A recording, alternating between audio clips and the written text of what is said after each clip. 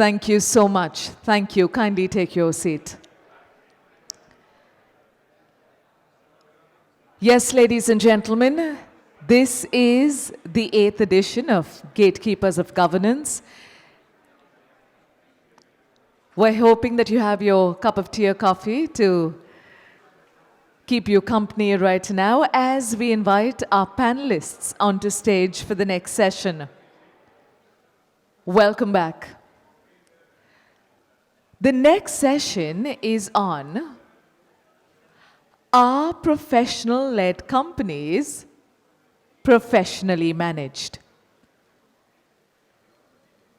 There has been a belief that companies led by professionals are necessarily professionally managed.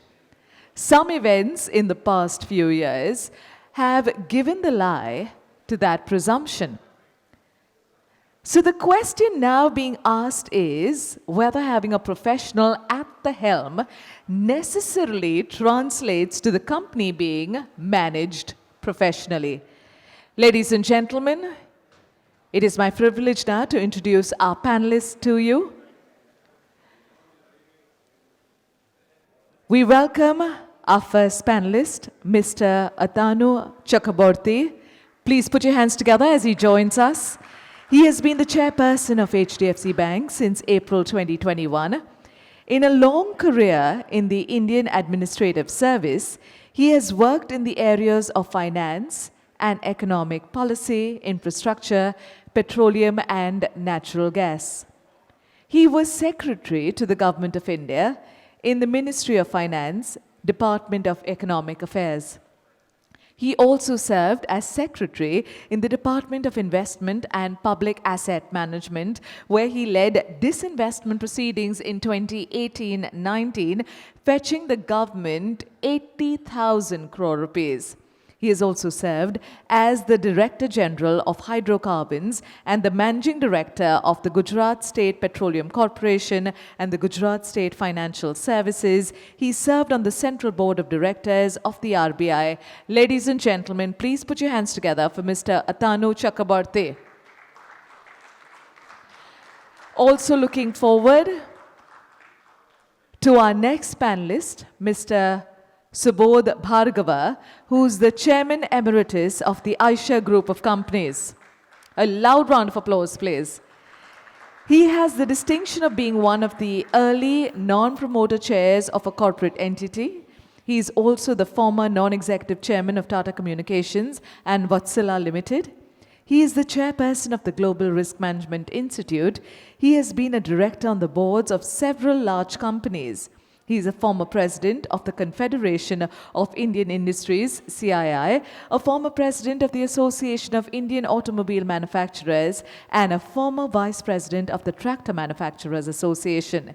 He has been closely associated with central and state government bodies and committees, as also with various IIMs, IITs, and other management and technical institutions. He was chairman of Board of Governors of IIT Mandi. Ladies and gentlemen, please put your hands together, Mr. Subodh Bhargava.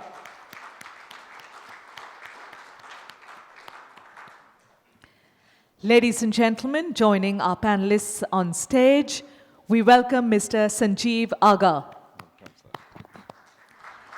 He has had an illustrious career in the corporate world, holding leadership positions in a number of entities. He was the managing director of Cellular in its breakout years and stepped down in 2011. He has also been managing director of Blowplast and Aditya Birla Nuvo. He is on the boards of several reputed corporates and not-for-profits and engages in advisory work. He has experience in consumer and services, entertainment and light engineering and telecommunications sectors. Ladies and gentlemen, join me in welcoming onto stage right now Mr. Sanjeev Aga, our third panelist and also our moderator for this session. A loud round of applause, please. Welcome, sir. Good morning.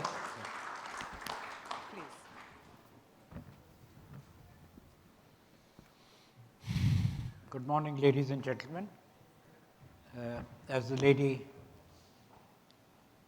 mentioned, the topic being are professional-led companies professionally managed, Now, if you go by English language, if a professional is leading it, it is by definition professionally managed.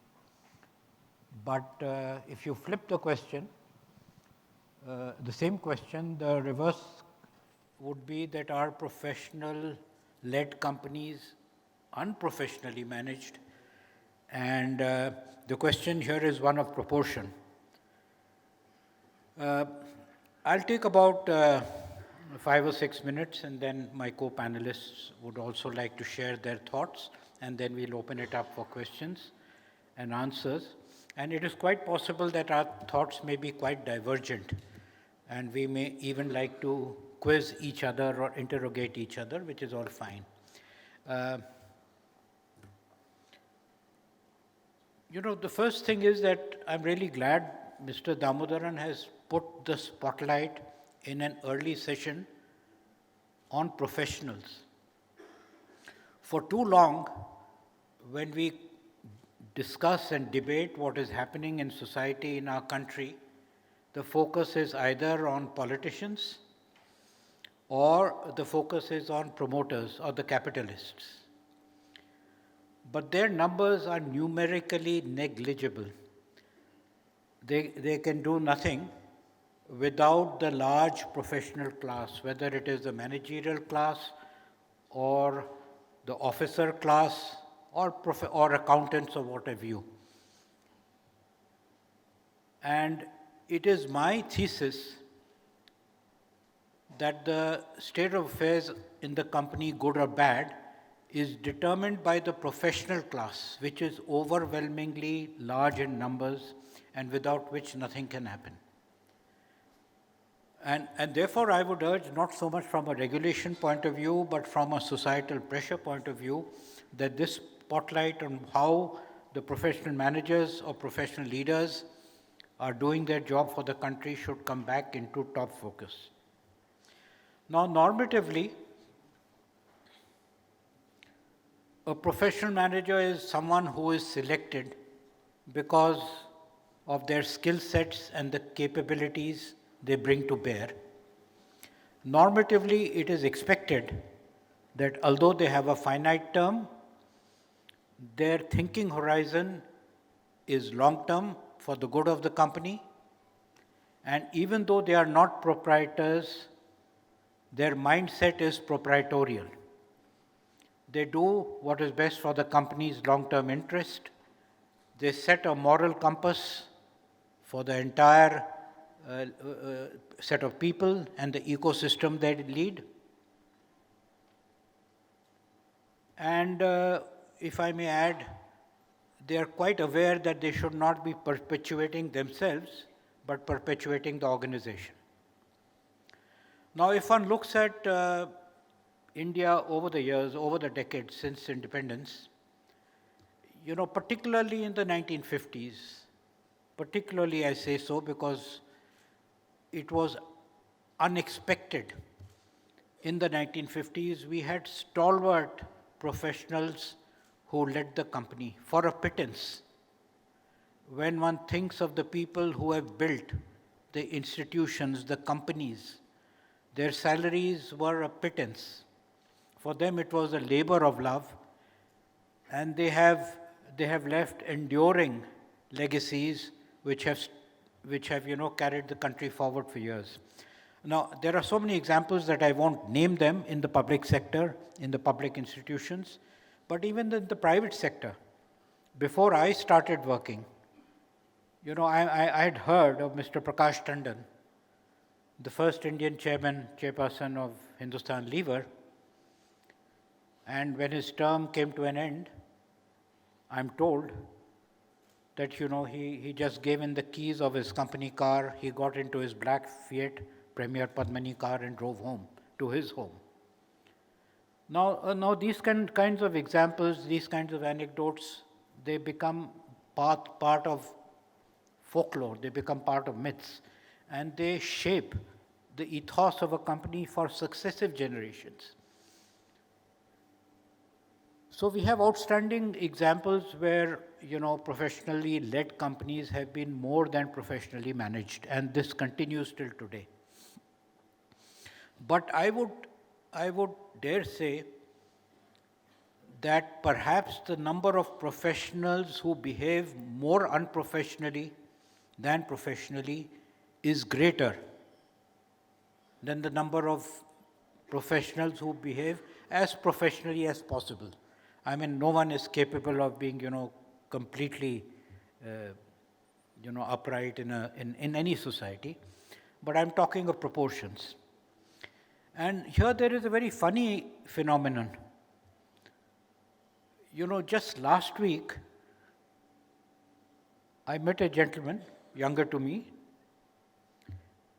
and he confessed to me, or I won't use the word confess, but he related to me that, look, why am I doing for someone else what I would never imagine I will do for myself?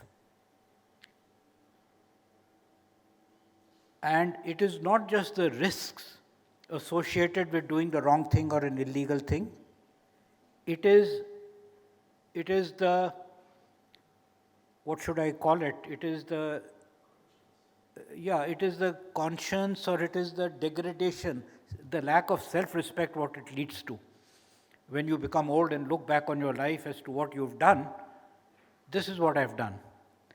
So this is a very funny question. He said that, in his own personal life, he may be God-fearing, put all the tikas, this and that. He would behave completely financially, in other terms, in terms of speaking the truth for himself, his family, his children, uphold the highest standards. But when they get to work, there is a different personality. This is not a personality which is being pushed or pressured.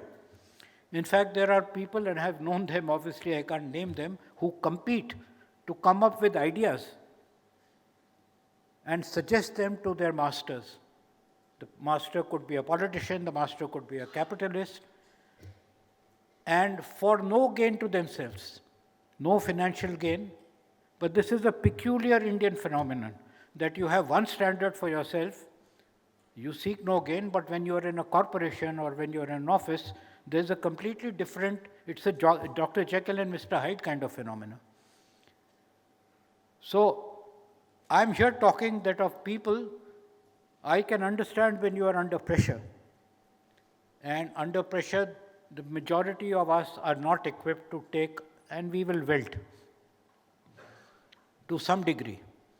Some people capitulate, some people put up a little resistance, some people play with the straight bat. But here I'm talking a phenomena where you go overboard, there is no pressure on you, but you start behaving in a very funny manner. And perhaps that is why the Britishers in the 19th century, with a couple of thousand people, could rule over a nation then of 30 crores or 25 crores or whatever the popular was. There is a Marxist term which I won't get into because it's not exactly the same thing. It is called comprador class. So anyway, the point I'm trying to make, and what is the remedy to it, I don't want to go on because I would like, I have some thoughts, but I'll reserve them from now. But I just wanted to provoke people into making 2 points. One is that India's governance and professional management across public or private sector will improve not based on what the politicians do or the capitalists do, but what the professional class does. That is going to shape.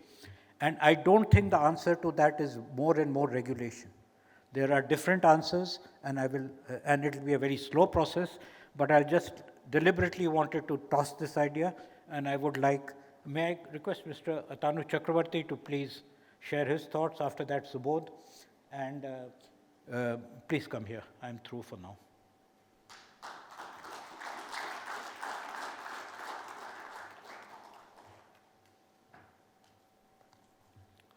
Thank you, Sanjeev. You have already provoked, in many cases, extremely thought-provoking piece on which is very difficult to not to step into saying something which is not controversial. So I'll not get away from not saying something which is not controversial without offending anyone. Just to set a context for myself. General ownership, I'll limit myself to companies. I'll limit myself to companies which are commercially run. Sanjeev has taken a much broader canvas, and very rightly so. He's taken up the entire society from where, which is very germane to the kind of behavior which he has very rightly and very correctly mentioned, that people start behaving in a certain fashion when they are not even prodded to do so. Incentive mechanisms, frankly, don't work there. However, general ownership, if we largely divide across the world, actually, it's between government and private. Within the private helm, you will have closely held or widely held companies. And also the institutional holding has become another piece. This institutional holding could be banks, private equity funds, VCs, and so on and so forth. So I'm deliberately putting down an ownership structure to really get down to that middle layer.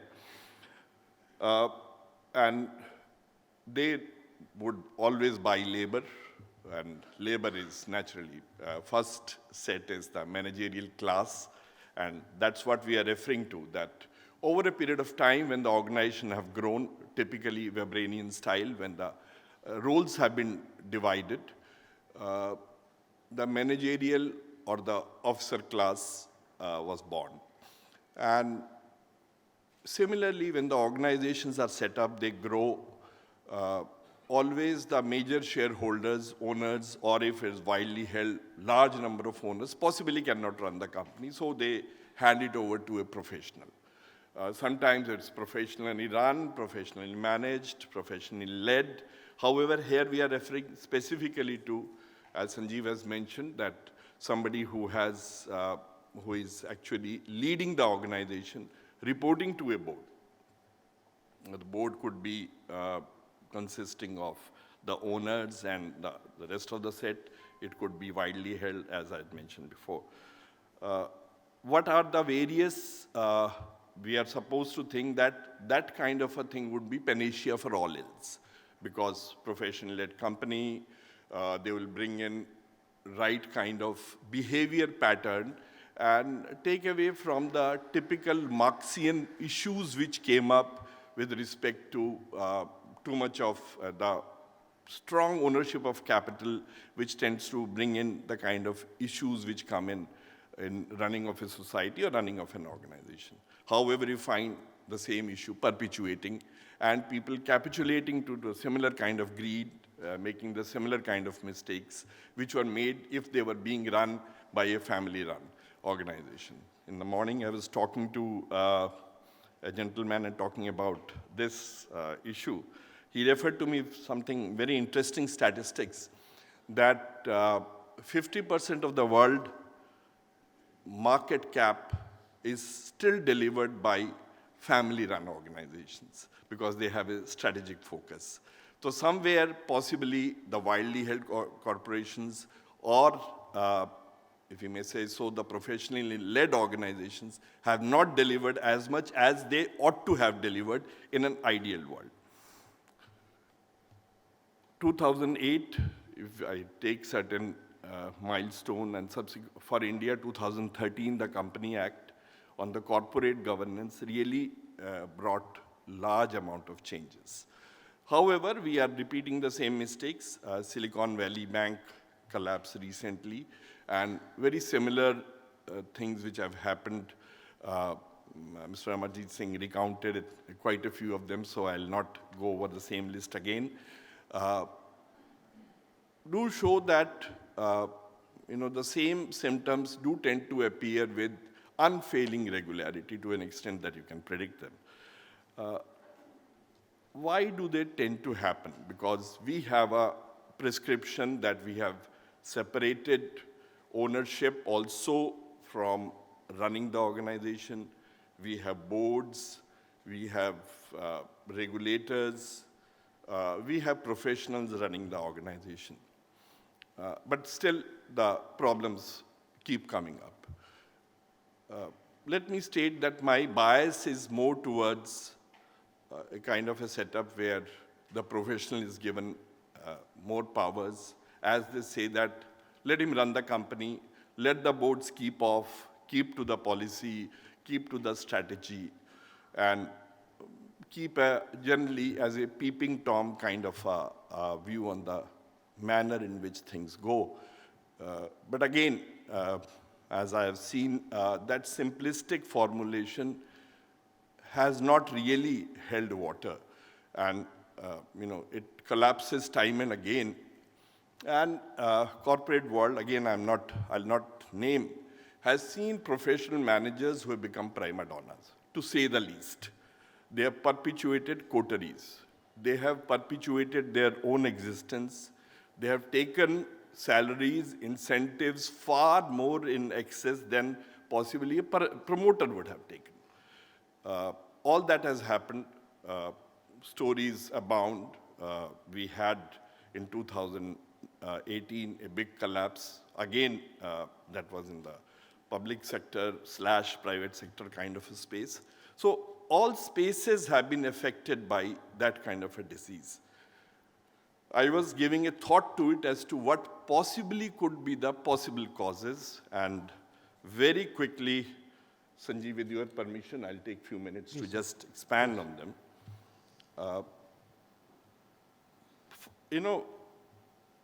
A board or a promoter brings in a professional.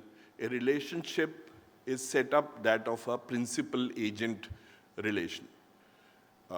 Till so far, the relationship is very simple, very straight. Things tend to work because there's a very strong oversight. Organizations become big, giant. That's what they're supposed to become.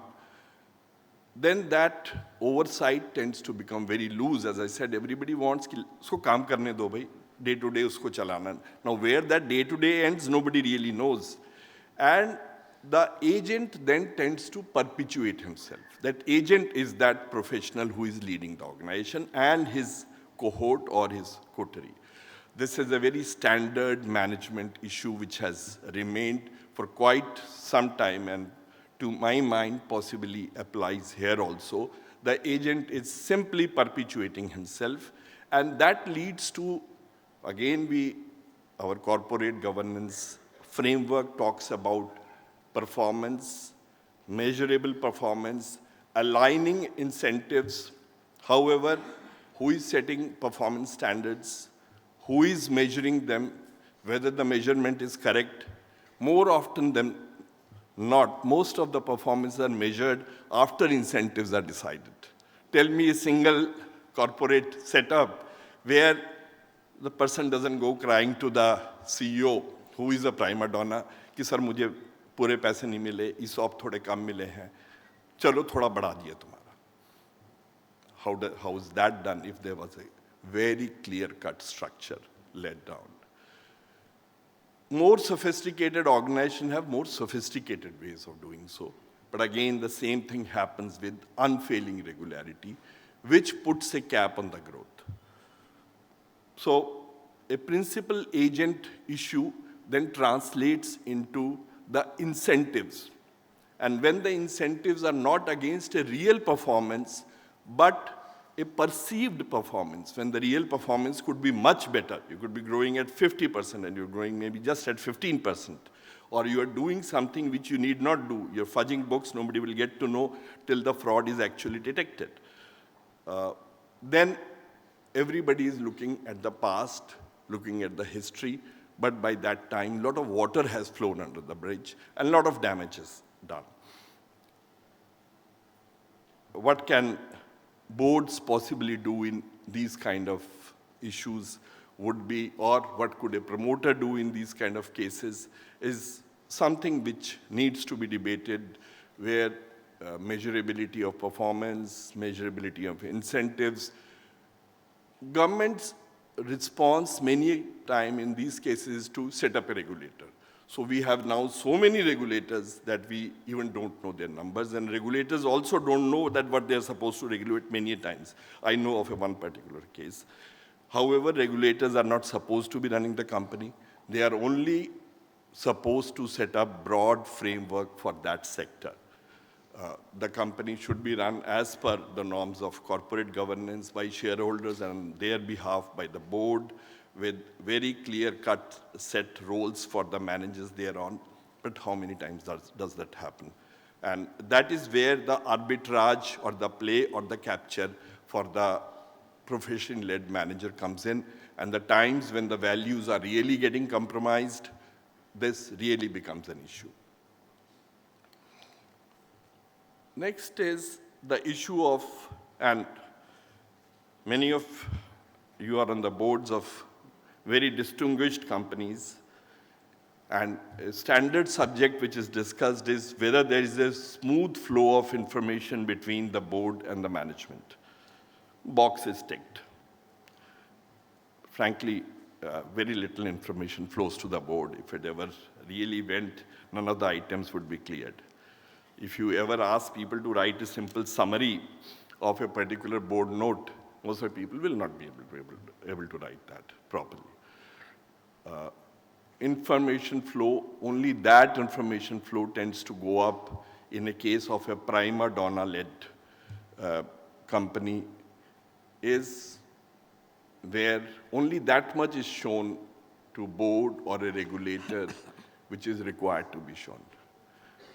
So that is another asymmetry which comes in. How to again correct it is something I'm just laying the issues on the table, diagnostics on the table.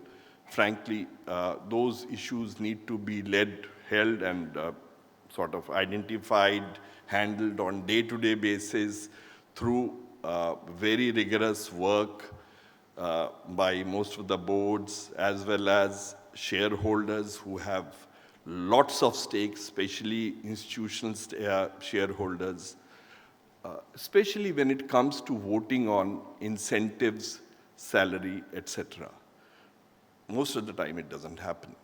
And incentives, salaries, all these things are voted as, and as very correctly mentioned by Sanjeev, there are people who delivered, people like Prakash Tandon, and there are many more who have delivered far more for far less. But well, that's where the nub is. I guess salary, incentive, their relationship to the performance is something which we need to see it more and more. The other thing is selection of board members themselves. Again, if I am a prima donna, I'll pack the board. Over. Nothing needs to be done. Thereafter, you keep cleaning the board for next 20 years. That's the kind of time that is taken. How to handle these issues is something I don't have ready-made recipes for that. However, a couple of suggestions I will leave on the table. Regulators have started doing it in BFSI sector, possibly needs to be done in the Companies Act also, to limit the tenure of CEO itself. That itself stops perpetuation. And why should one has reached a zenith not allow others to come in? We talk about succession planning. There should be a succession for CEO. We have successions in any case laid down for rest of the members of the board. The other is possibly mentorship of the CEO by the board itself. Far greater engagement, better relationship on taking him through the paces on the governance web issues where more information flow takes place, communication takes place between the board, CEO, and rest of his team, so that strategy making and performance goal setting, some amount of measurability comes down. But I do hold measurability of performance as a very key element to determine whether the organization is really professionally led or not. Rest, a lot of faff is put around it. I will pause for now, and thanks very much for listening to me patiently.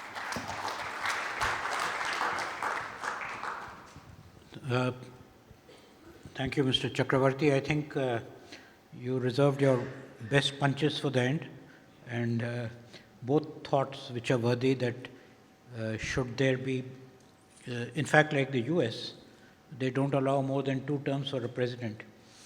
And there is some thought behind it. It may not be a perfect thought, but there is a lot of reasoning behind it, and that is something which is worth considering.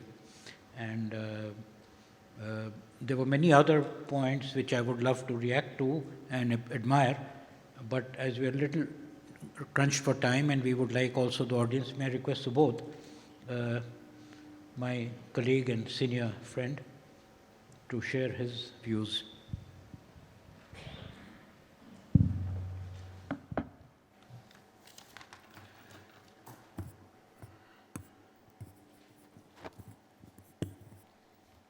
Good afternoon, ladies and gentlemen. Let me start with a simple statement that professional-led companies are and also not professionally managed. It's a mixed bag. That's the ground reality. Therefore, with your permission, I'm going to share my own personal experiences because I've had the opportunity to work under different environments. I started my career with a British company 60 years ago, which was totally professional-led. I enjoyed my innings there for my personal development, learning, growth for 10 years or so. And when the turn of events took place and the company was taken over by an Indian business group, what happened?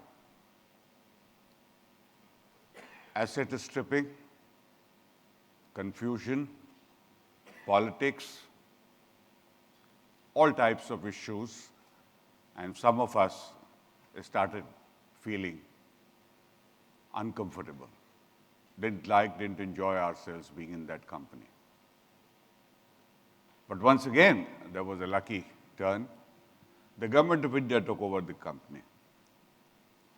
It was great news. A professional came in to lead the company. But alas, the situation became worse. It was nepotism. It was all types of discomforting positions. Many of us chose to leave the organization because of the discomfort. Many professionals amongst us who were the skilled, trained people thought that was not the place to work. In fact, I was offered a job in an owner-led company, owner-managed company. The headhunter, when proposed that assignment to me, I said, nothing doing. I want to work with a professional-led company only. But then, quirk of events, I happened to meet the owner. And the rest was history. For 25 years, I enjoyed every single moment of my association with that company. My learning at the end of this experiences was that in a professionally managed company, the hallmark of a professionally managed company is its people. People who enjoy working there. People who are happy. People who are proud to be associated with company's name and brand, whether they go in the corporate circle, any circle, family circle, they are proud of their association with a professionally managed company only. If it is not professionally managed, I'm afraid I have my head down even at home. What I learned was also that professionally managed companies are strong in terms of their processes. They are using the right, appropriate resources. And they have a strong management team comprising many more professionals down the hierarchy, peer and below too. All of them are highly skilled and they are competent to deal with issues which are assigned to them in running the organization, whether it is strategy or it is performance.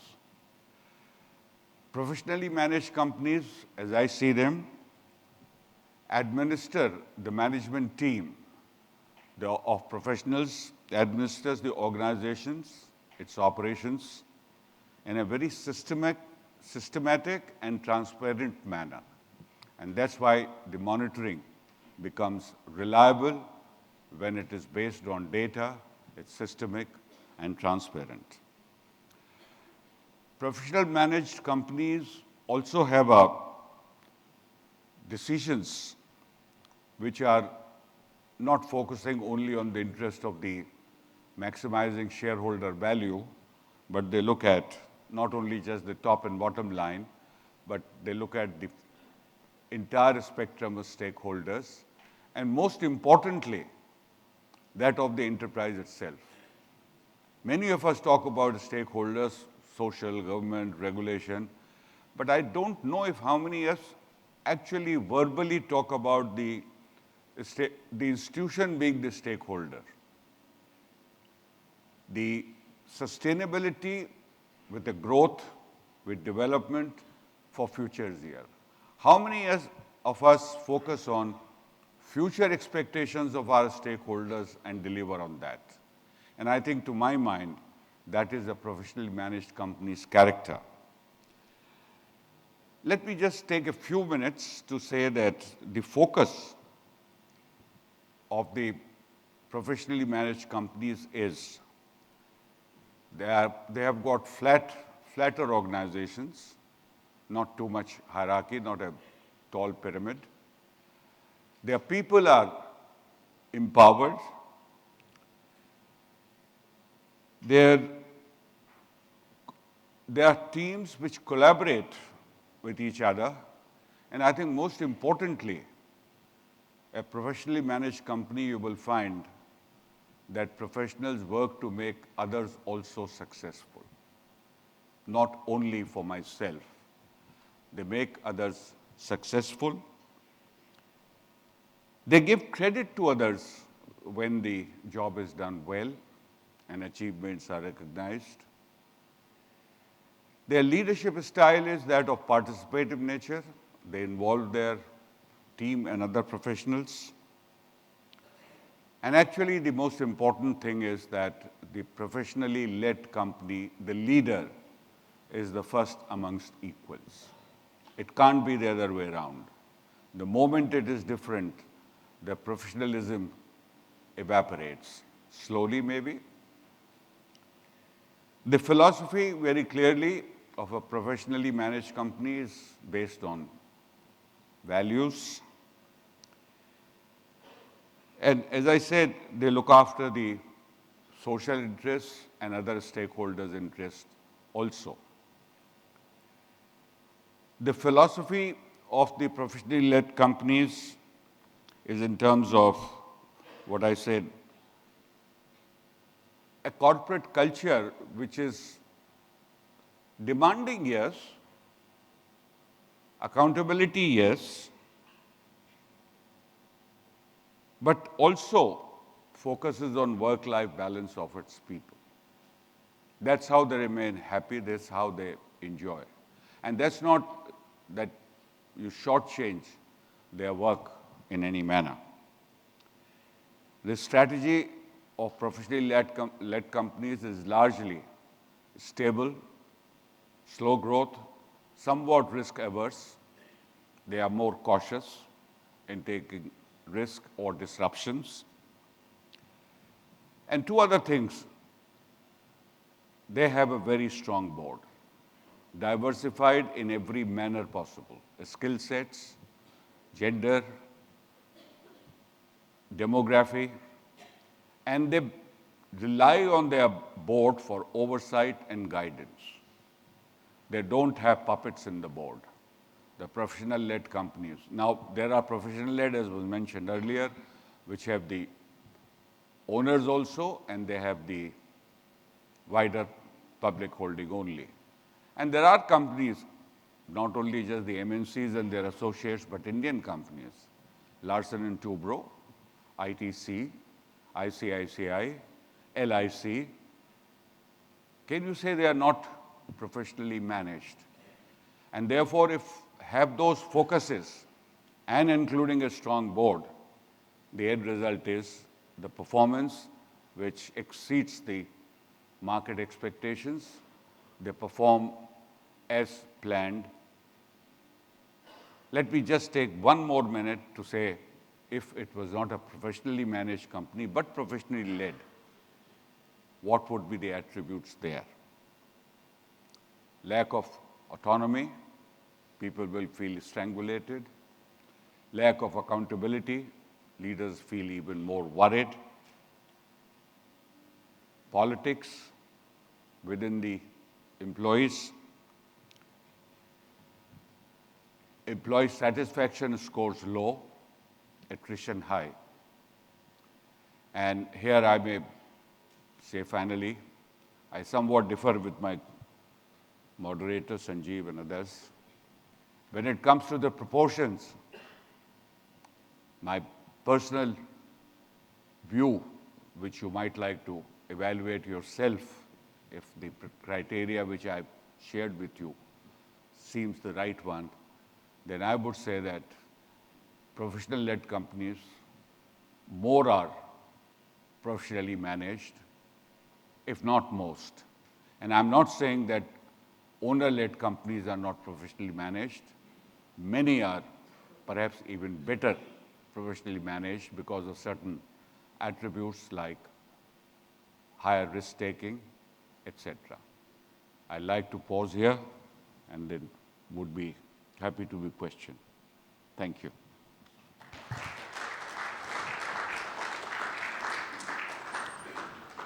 Thank you so much, Mr. Bhargava. And between you and Mr. Chakraborty, you have brought in so many points. I'm tempted to ask so many questions.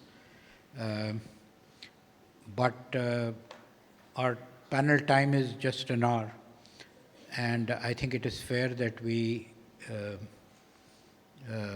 bring in the audience who may have a lot of questions to answer. We don't have to necessarily reconcile all our views because we are all human beings, and I'm quite happy to concede to Subodh his point of view where the disagreement is. Not the disagreement or divergence. But at this point of time, there have been so many, but one thing is common. I think that, professional does not mean necessarily the best. Professional has implications. It suggests integrity, selflessness, perpetuity, doing the best thing for the long run. But we can have proprietorial companies which are top-notch, and we can have professional people who may not be as good. And so we should be careful in using the term professionally, or rather look at it in a more wide sense that just because you have got a professional, therefore things are hunky-dory. But these have been such fascinating points which have been brought out by both my panelists. I think it's fair that we now give time to the audience who may have a lot of questions. But please identify yourself and if possible, address your question to a specific person so that we can economize on time. Any questions, please? Mr. Damodaran, is that all right? Would you like to shoot the first question? No, I have questions, but I won't ask them, otherwise we will be here till evening. Just 2 points to make. One, whoever is asking a question must identify himself or herself. Number 2 is ask a question. Please go ahead, identify yourself and ask the question.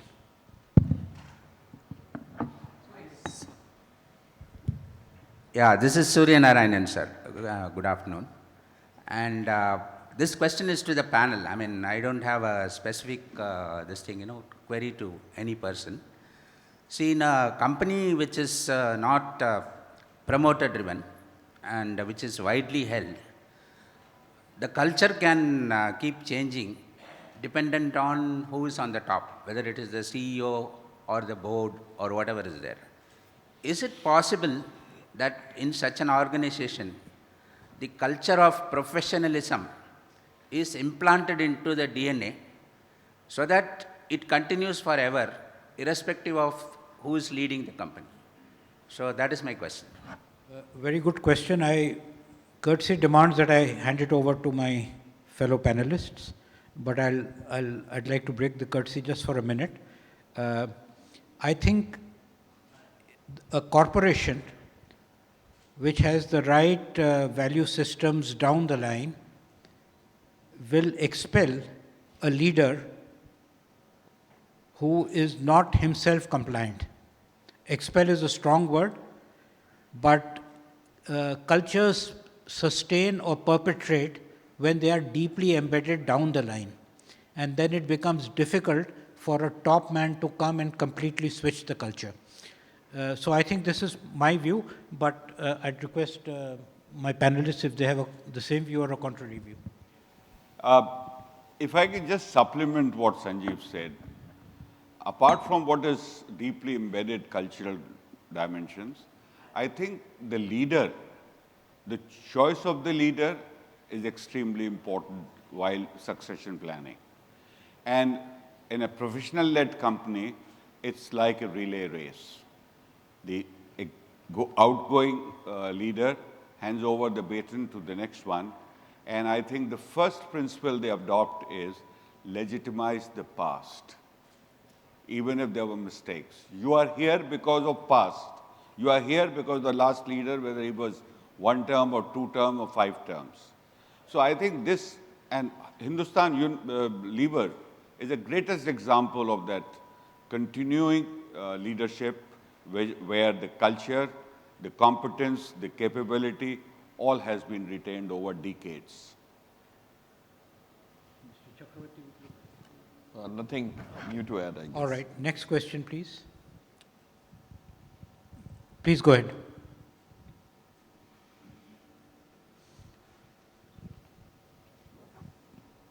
Hello. Hello, can I? Yeah. My name is Jitender.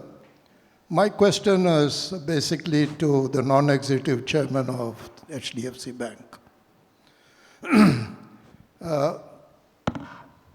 Normally, behavioral patterns are fueled by money. My question is that in the case of commercial organization, incentive-based, performance-based incentives are fine.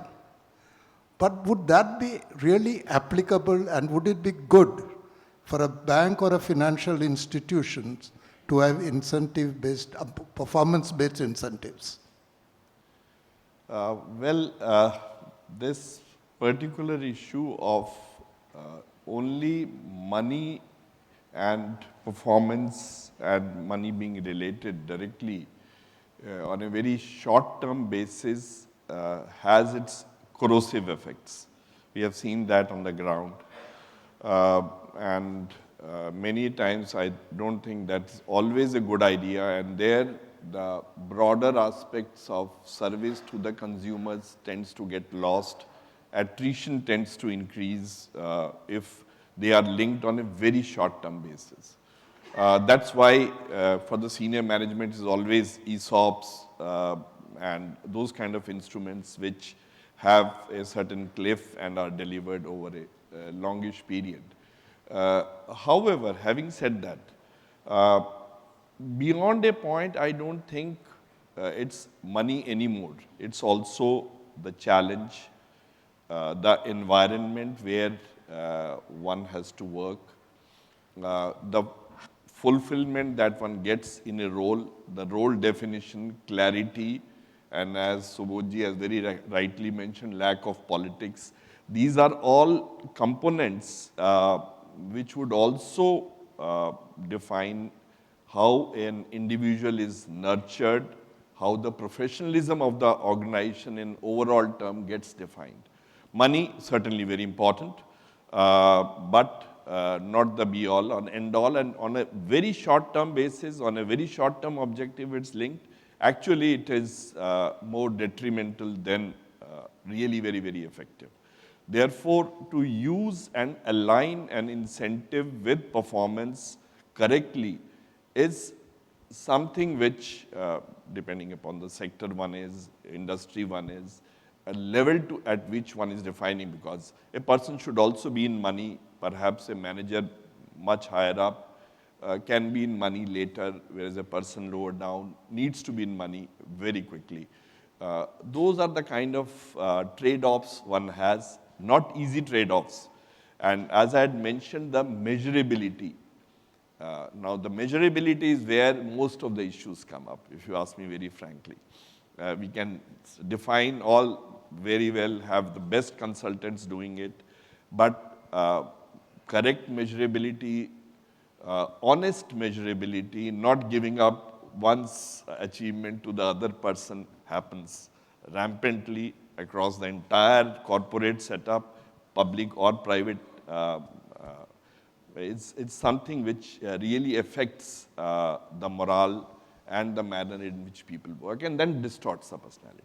So those are the kind of things, so their values become very important. That's what the first question had come up, and Sanjeev and Subodh ji had alluded to. So organization driven by value and subsequently then through incentives is what I would see at the right waterfall.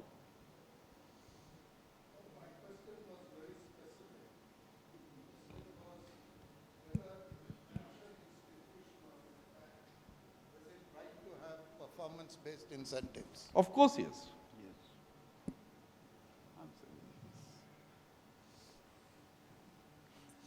I had just taken out various nuances. It must have. Jitu, thoughtful question, thoughtful reply. This is a complex subject, and there'll be many. In fact, last week, I got to know that the present MD of Mahindra & Mahindra has done his PhD on this very subject of incentives, ESOPs and so on. And so what kind of incentives are appropriate for which sector and which tend to be corrosive, which tend to be value adding is an evolving subject. And I'm, and there are so many shades of opinions, but I think they're all gradually getting synthesized. But if I may move on, there was a hand over there. Yes, please. Thank you, sir. My name is Mahendra Chauhan. We talked about the Ms. Chakraborty, particularly you talked, one point I like is the CEOs need mentorship by the board. Since this is a seminar on corporate governance, it's of course important that we talk about the behavioral aspect of the CEOs and professional managers, but also the responsibility of the board, and particularly the responsibility of NRC. So my question is to you and to Mr. Bhargava both, that in your wide experience, you have chaired a couple of companies, you have been independent directors and part of the remuneration committees. How courageously do NRCs really intervene when it comes to deciding the remunerations and incentives, beyond the presentations of professionally invited consultants who recommend certain packages and the incentives?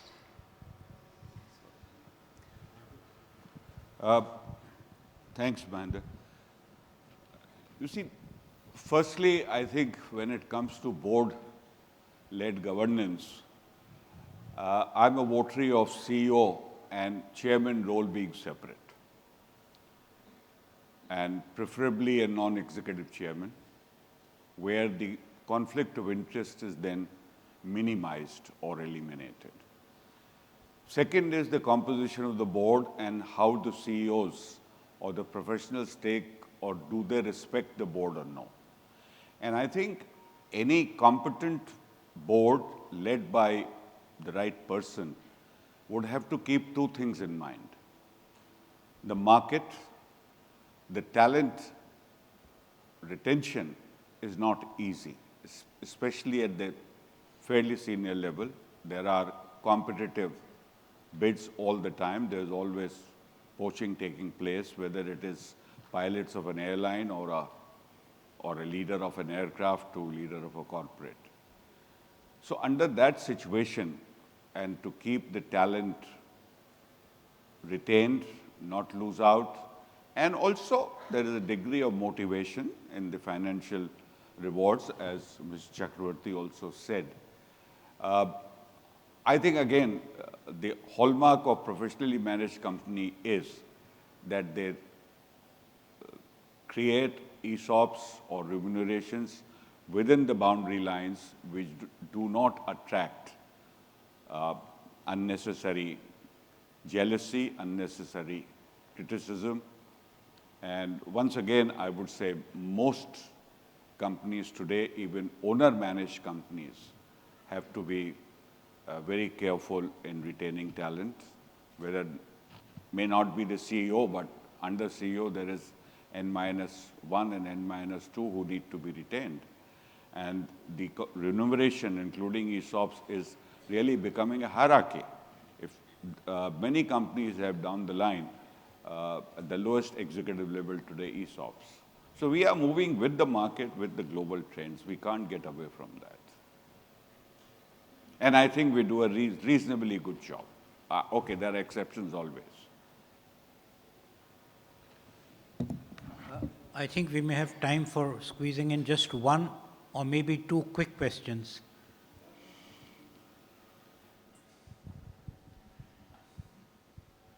Sir, my name is Anil Khandelwal. You know, the other day, Reserve Bank Governor made a statement in the case of financial sector, especially keeping in mind the private banks, increasing cases of about 50% of attrition. Normally, it is taboo for CEO to take human resource issues in the board. At NRC is definitely not the forum where they would know what is happening inside the company. And there's a lot of toxicity in recent times in many organizations in the name of performance. And we just discussed performance and money and compensation and all that. How do we make human resource and human capital issues bring into the central nervous system of the company? What are the dilemmas of the board? Because normally, the board and CEO normally would consider these issues as delicate issues, not opening the Pandora box, and yet board has a responsibility. How do you deal with this dilemma? Whom would you address the question to? Mr. Atanu, who is heading a bank, and of course, to all of you who are very seasoned people on the board. Shall I come? Well, I can only say that it depends on the character of the board. There are boards and boards. There are boards who are interfering boards, do backseat driving on every issue, including HR management. There are intervening boards who do right thing at the right time when required. And thirdly, there are engaged boards. And I think the engaged boards, both with the CEO, owners, we have in most professionally managed companies getting the vertical heads getting exposed to the board from time to time. And also there are occasions when board members, especially the independent boards, members have their own separate deliberation with the, whether it is the vertical heads and without the CEO around or the teams. They visit offices, locations. And I think it's the engaged board which is able to do justice to this HR issues. It is not possible for board members to be engaged with the knowledge and operations of individual employees, but I'm sure the communication channels where within the organization, within the management team and across with the board, the communications are open channels, they share, they have objective data available for rewarding or evaluating performance. The boards are able to then judge that reasonably, to my mind, competently. Because the moment board makes a mistake, shows bias, shows favoritism, shows incompetence, there will be turmoil in the organization. The attritions are being high is not only just the market opportunity, it's also the dissatisfaction with the operating system, whether it is from the board level or my immediate boss level. Thank you, Subodh. That's the most comprehensive and illuminating reply. We'll have one last question, please, because we're out of time. If I can just ask my question, I'm just going to try and connect the morning session to what happened earlier just now is that in the morning we talked about the importance of governance and regulators and how that actually creates more transparency and encourages investment, which I completely agree with. At the same time, there are a lot of organizations who get away with not sticking to the regulations. And we have good laws in the country, but the implementation on the ground can be much better. So what, in your view, can we do as a country, as corporations, to make sure that the laws which we have are good, can also find better implementation at the grassroots level as well? Because that also creates professional organizations in the long run. I'm tempted to take that because time is short, but you can contradict me. I think eventually it is the character more than laws. And character is a tough thing, it's an elusive thing. And it's not just character at the top, it's the character of the organization.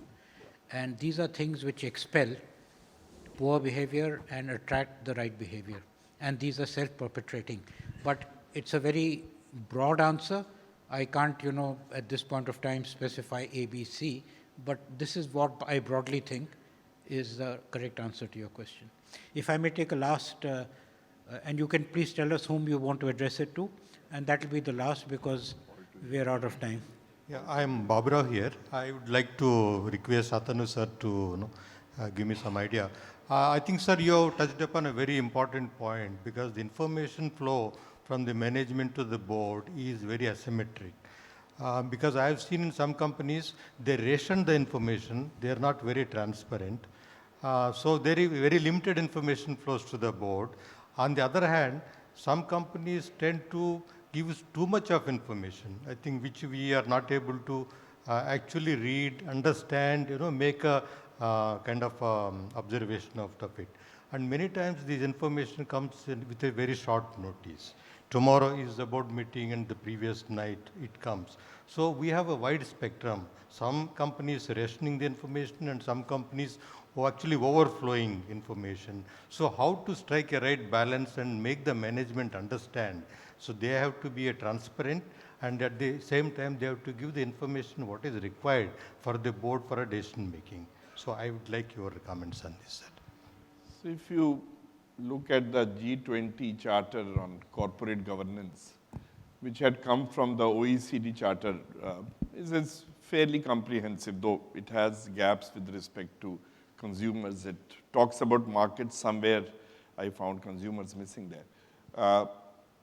More or less put board between the rest of the stakeholders and the management as an intermediary of sorts. I'm using the word intermediary in a very, very broad sense, which means that the board itself has to put in far more work than they tend to do now. Many sectors, they do put in a lot of work, but that is more under regulatory constraint than on their own. So many items come in, and a frequent refrain in the boardroom is, "Ye to regulatory item hai, chaliye," and it gets over. Very important, later on sometimes when import is somewhere else, doesn't get discussed along with business. So what really gets discussed is something which perhaps would have very limited importance. Therefore, it is for the board to lay down in what form to read, first to read the agenda itself. Many directors come very underprepared. That's an understatement. Many of them are very, very well prepared, but that tribe, as always, is limited. Therefore, there could be nosy directors. That's an issue which I'm sure a lot of CEOs have faced. But if I am a CEO, I would rather have a nosy director than a director who is underprepared and cannot back me up when really chips are down. As I said, my bias is more towards letting CEO have lots of elbow room, but for that, a CEO also requires a lot of policies in place, a lot of measurabilities in place, and a lot of communication there. And how do you really mentor a CEO if you are not really reading the board notes to start with. That's the first material, and then lay down in various committees. Let me tell you, post-2013, the structure of governance is pretty good.